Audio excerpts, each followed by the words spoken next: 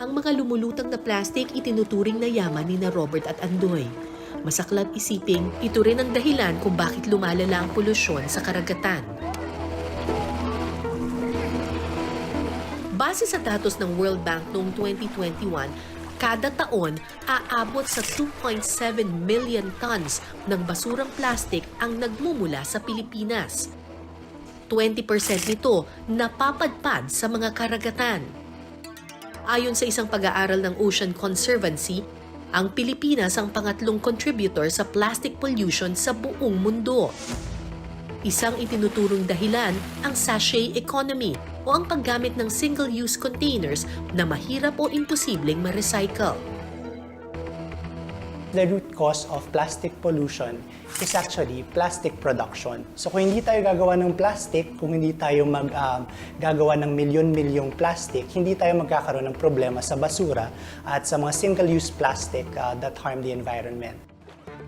Problema rin daw ang pagmamanage ng plastic waste sa ating bansa.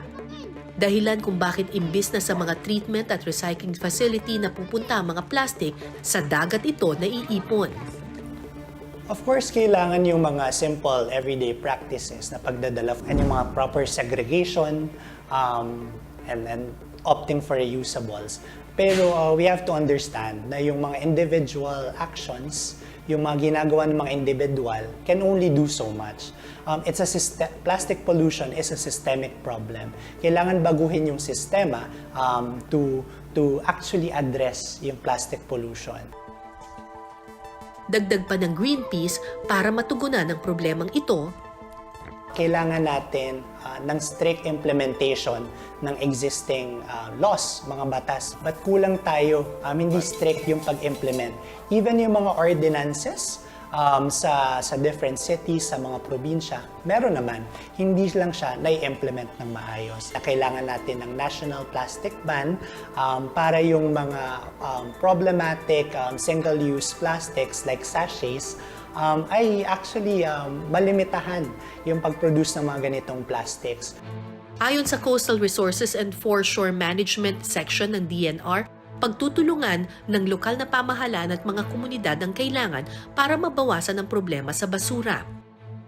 Ang Pilipinas, meron tayong tinatawag na ang Ecological Solid Waste Management Act. Dito sa batas na ito, inaatasan ang mga lokal na pamahalaan na pag-itingin ang pagpapatupad at ng mga kanilang mga ordinansa laban sa mga basura. Maraming tayong kailangang gawin para mapabuti ang ating management ng ating solid waste. Pero ang ating pagtackle ng basura, particularly ito sa ating mga karagatan, it would take a collective effort para sa lahat ng pamahalaang pang-nasyonal, lokal, at ng mga mamamayan at ng mga private and business sectors. As long as we don't regulate and we don't limit yung plastic production, and hanggat hindi natin binibigyan ng affordable and accessible plastic alternatives yung ating mga mamamayan, patuloy